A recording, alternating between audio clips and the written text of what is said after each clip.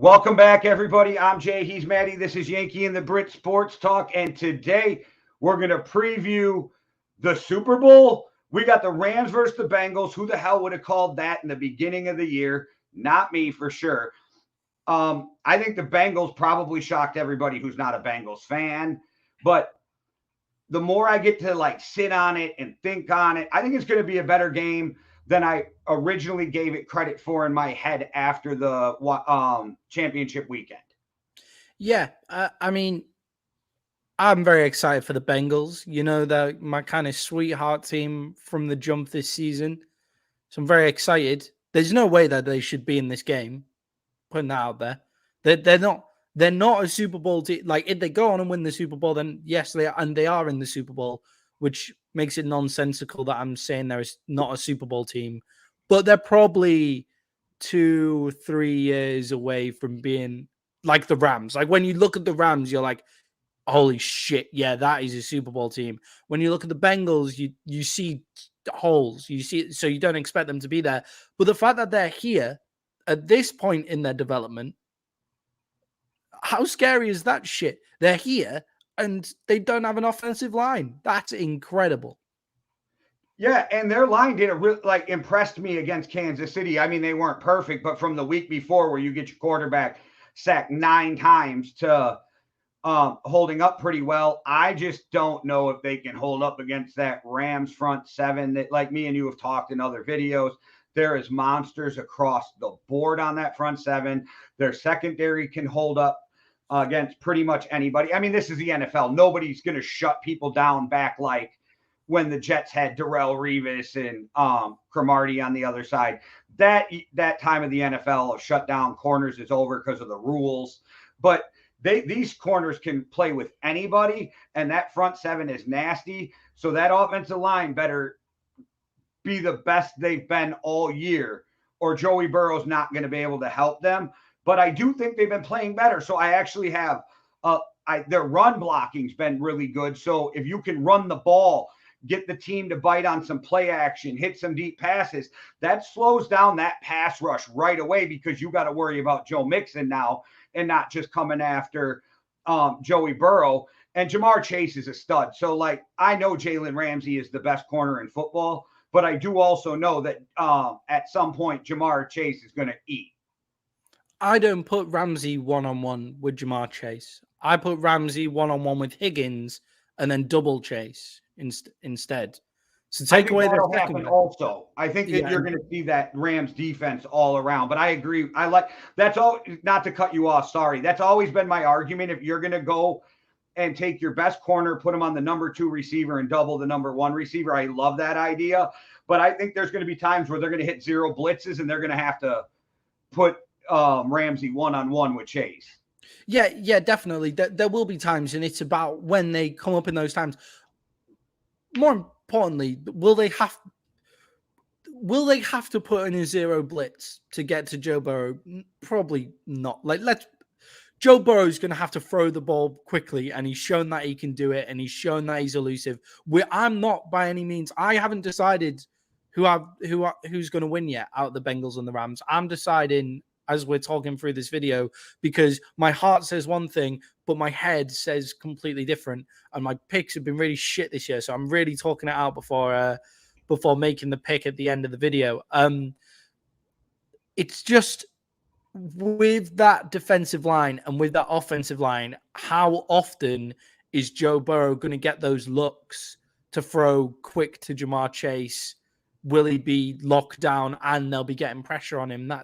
That's kind of interesting. And we talk about the Bengals offense a lot, and we talk about the Rams defense a lot, but what we don't talk about is the Rams offense. They have Matt Stafford, who, look, I'm not cool on this take. I haven't quite decided where I am with it. But if you look at Matt Stafford's playoff numbers and Aaron Rodgers' playoff numbers, they're very compatible.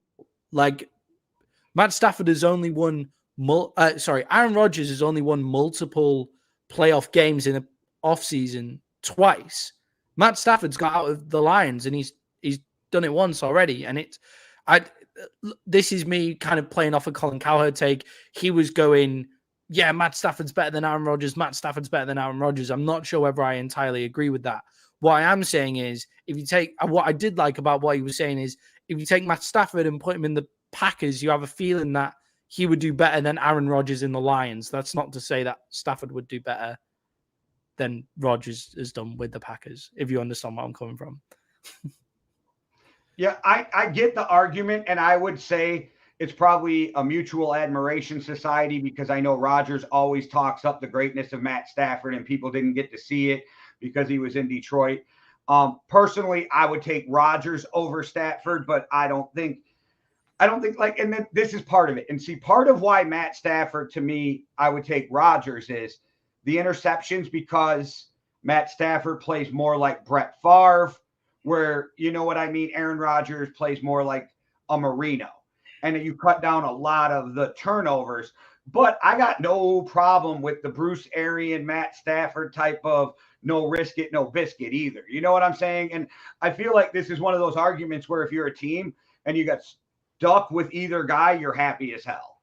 Yeah, definitely. And I think I'm not sure whether I put Matt Stafford in the same category as Bruce Arians in the risk it, no biscuit, because it was the only way he could get anything done in Detroit. And you're starting to see with the Rams, he's starting to finally, yes, get into that, like, oh yeah, shit, I don't have to make absolutely bomb plays every time. I've got a half decent running game. I've got a good offensive line. I've got Cooper Kupp, who's put up the best numbers of any wide receiver ever in a single season. I've got Van Jefferson, good. Woods, good. And then to add to that, you've got OBJ, who, I don't care what people say, dude's a star. Like, he is a star, and he's a match winner. Like, him being your second best receiver, you have two number ones there. It's just Cooper Kupp is so trustworthy that it's incredible. Well, does Jefferson not get the credit because of this? The group that he's in, because that dude not only makes a lot of plays, but he's made big plays for them this year in big moments when they've needed it. You think, oh, it's Cooper Kupp time, and then all of a sudden it's a laser to Jefferson. He makes a great play, well covered. I mean, I don't think he gets the credit he deserves because he's overshadowed by Cooper Kupp, who should be in the MVP conversation, and Odell Beckham, who has made some of the most spectacular catches we've seen in the NFL, and his name is huge, so he gets recognition. But I think Jefferson so flies under the radar with the people, not players. Like, defenses know who this guy is, but I don't think people give him the credit, and I've been very impressed with him this year. Yeah, and if Woods didn't get injured as well, imagine where this team would be. That's four. I forgot about him. Yeah, that's at least 2 1s and 2 2s, whichever order. I forgot about Wood. Yeah, exactly. So, like, out of the 4 wide receivers that they potentially could have, they have at least two number ones, and they have 2 number 2s, and that's their 4 wide receivers. It's an incredible stat. And then when you've got Matt Stafford thrown to them, I mean, what more can you fucking want, really? There's not really much more. And Stafford will just think this is Stafford's first season and they're in the Super Bowl. Next season, when he's gone, holy shit, we can go to the Super Bowl. The only time we've ever not looked like we're going to the Super Bowl is when I throw a stupid interception. So maybe let's just dial it back. I'll throw to Cooper Kupp, first read, then OBJ, like, go through the progressions and then just throw the fucking ball away because you can move the ball down the field at whatever time you want. And I think the only way that the Rams lose this game is if Stafford throws interceptions. And this Bengals secondary, like, people are sleeping on this Bengals secondary. They make plays. They take the ball away from you. So it's not out of the realms of possibility that they'll get those interceptions. And if the Bengals really establish the run game, which means that then Joey Burrow can start throwing darts all around the field. And that's the biggest if for me.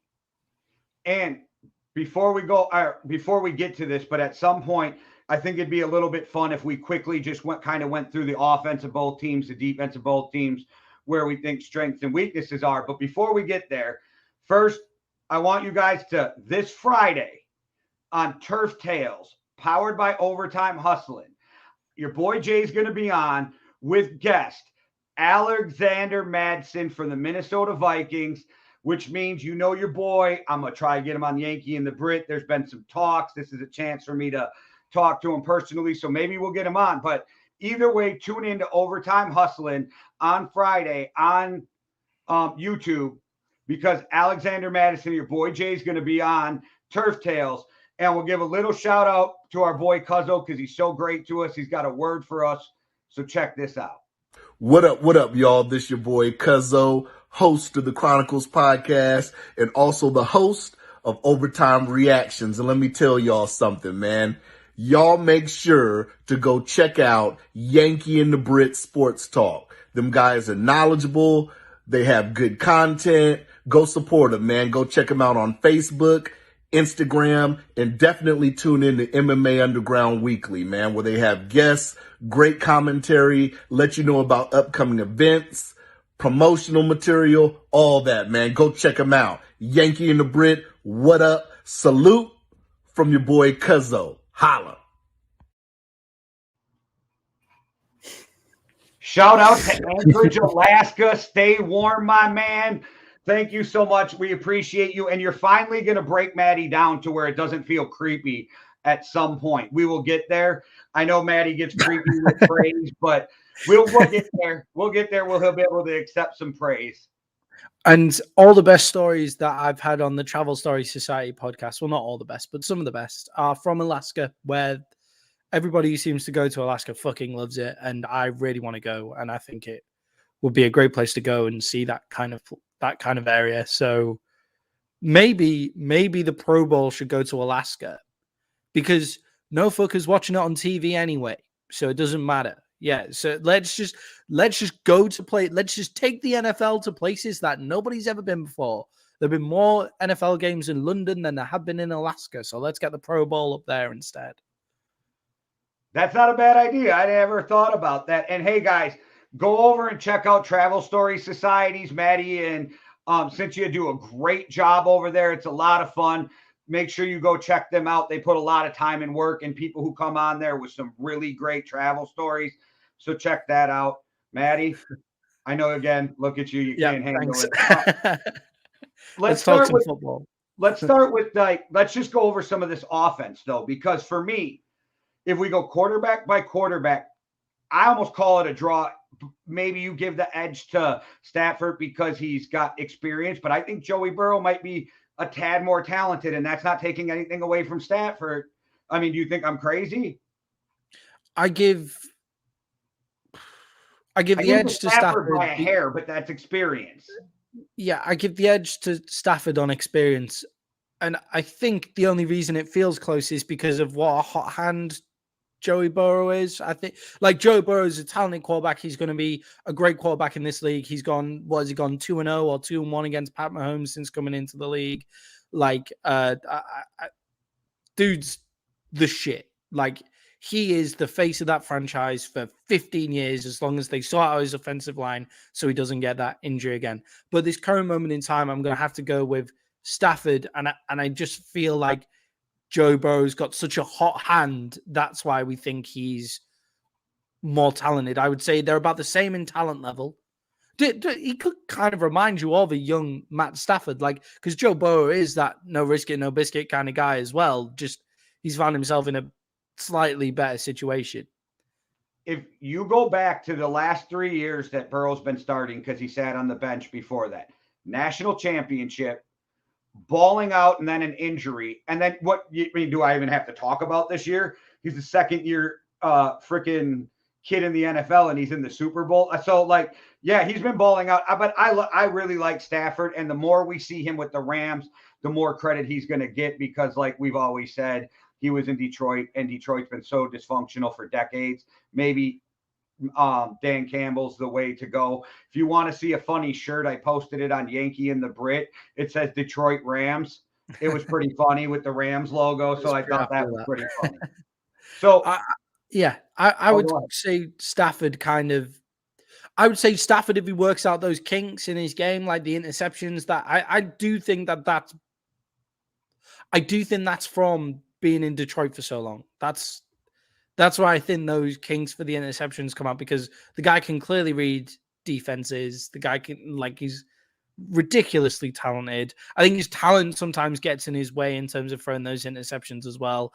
And Joey Burrow, you just need to see. It's weird to say it because the guy's in the Super Bowl. You need to see more to put him on the same field as Stafford. But don't forget that Heisman as well. If Joe Burrow wins on Sunday, he becomes the first guy to win Heisman, national championship, and a Super Bowl. Yeah, it's very impressive. And then if you go to the running back, I give it to Joe Mixon. I don't know if you have an argument there. I'm not saying that the Rams can't run the ball, but I think Joe Mixon is a better running back. Yeah, Joe Mixon's better than Cam Akers and Sony Michel. I don't think that's really up for debate. I think the receiving core for the Rams is better, but that's not saying anything against that receiving core for the Bengals because I think they have a good young receiving core that's going to ball out. I just think it's hard when you got Cooper Kupp, Jefferson, OBJ. You know what I mean? Yeah, I think in the next 3 years, the Bengals will have a better receiving core than the Los Angeles Rams. But as we're going into the Super Bowl on Sunday, they have that experience of making big plays. They have that, like when you have Cooper Kupp, who's just putting up that receiving season, you have OBJ, you have Van Jefferson. It's an incredible lineup. But then you have Jamar Chase, Higgins. And Higgins can play tight end or receiver. Yeah. Raw talent, Bengals, now experience, and still having ridiculous amounts of talent means that it has to go to the Rams for the best wide receiver core.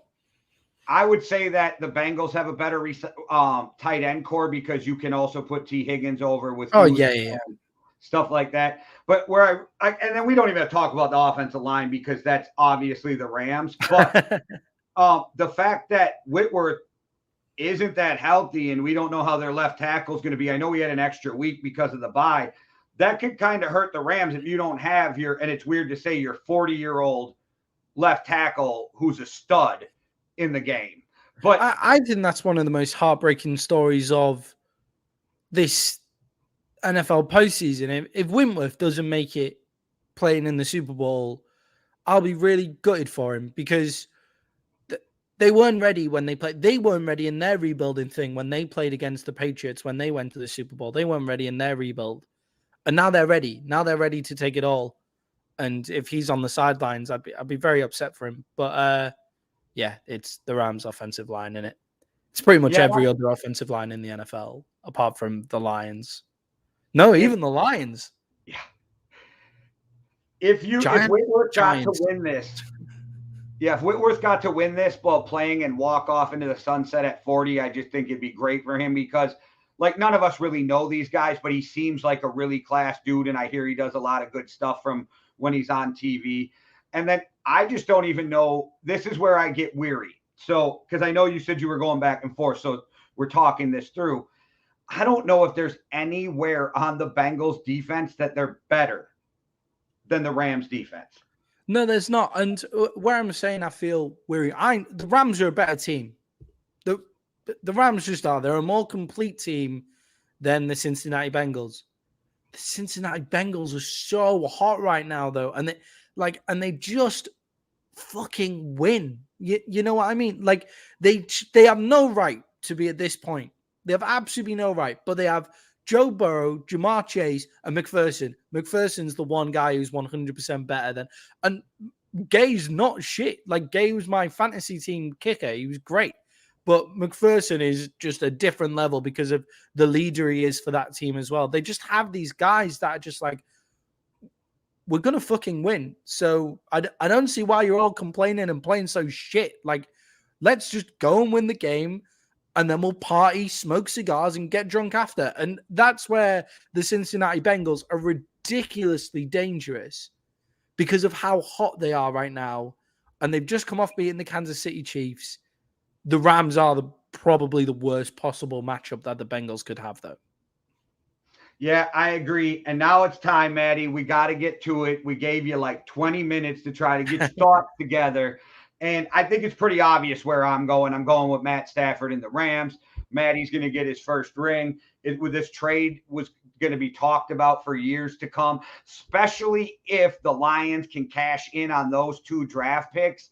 How much of a talking point would that be for years to come, that you trade Matt Stafford, Stafford wins a Super Bowl, you turn your franchise around with the picks you got for Stafford. Yeah. And yeah, could be a great storyline. But if Stafford wins them a Super Bowl, and I know people keep saying for this to be a win for the Rams, they have to win this trade.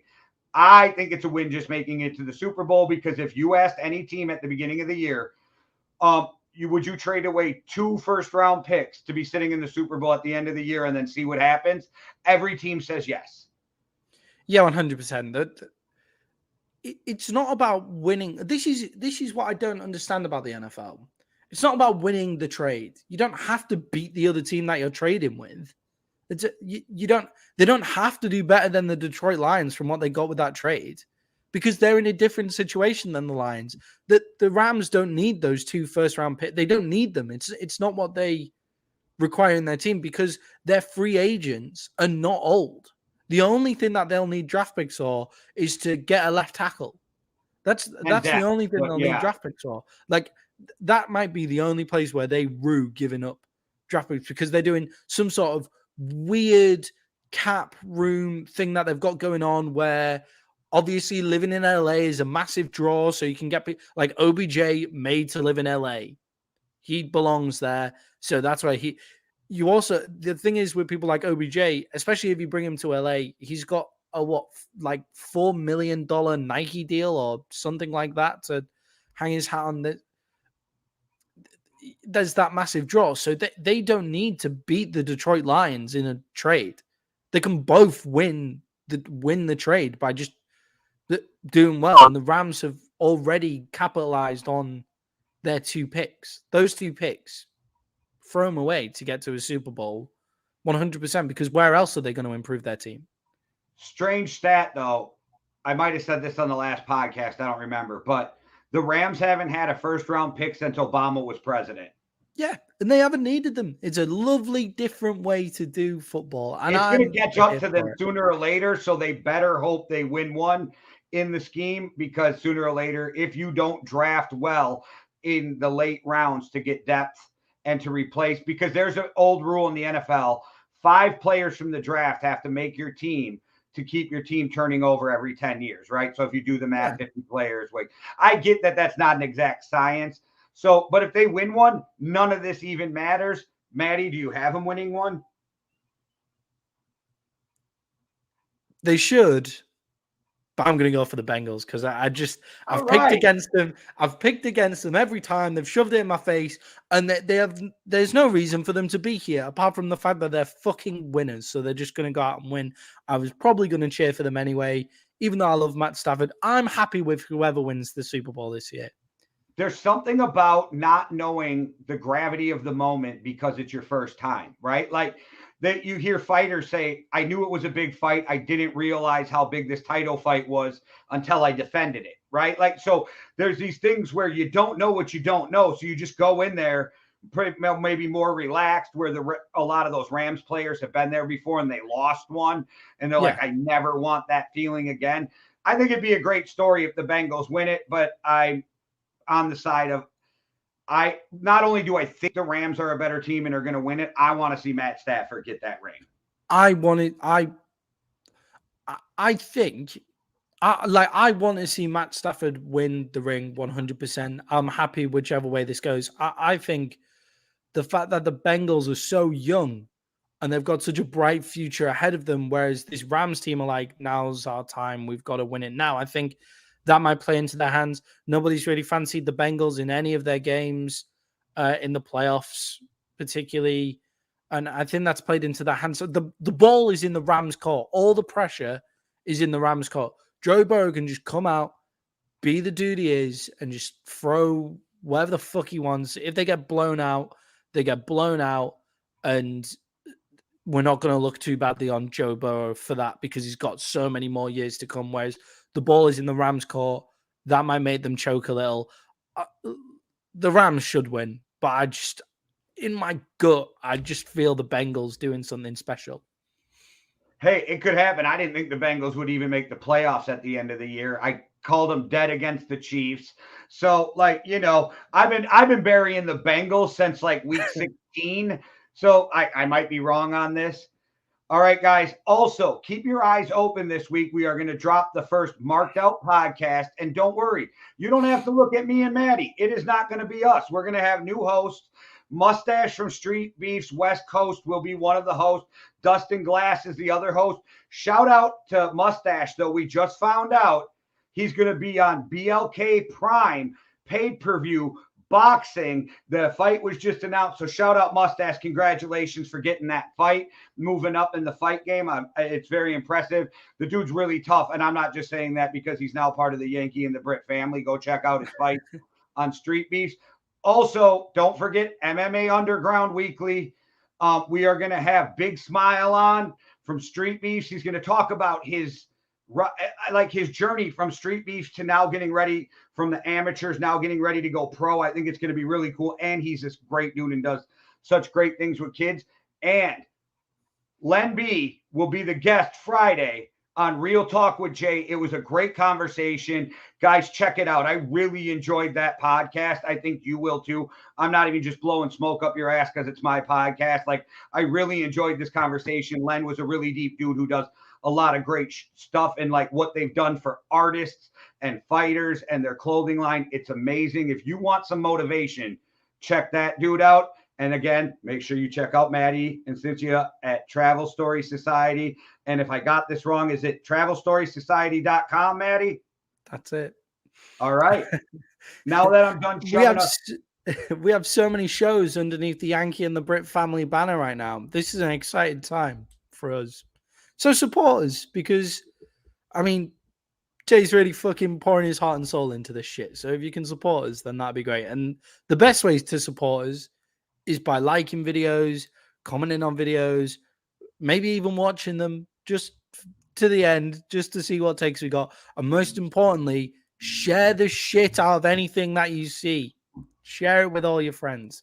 That's the best way to support us. So thank you so much for watching, guys. And subscribe on YouTube. All right, guys. Yeah. Thanks for watching. One world, one love. Deuces. Cheerio.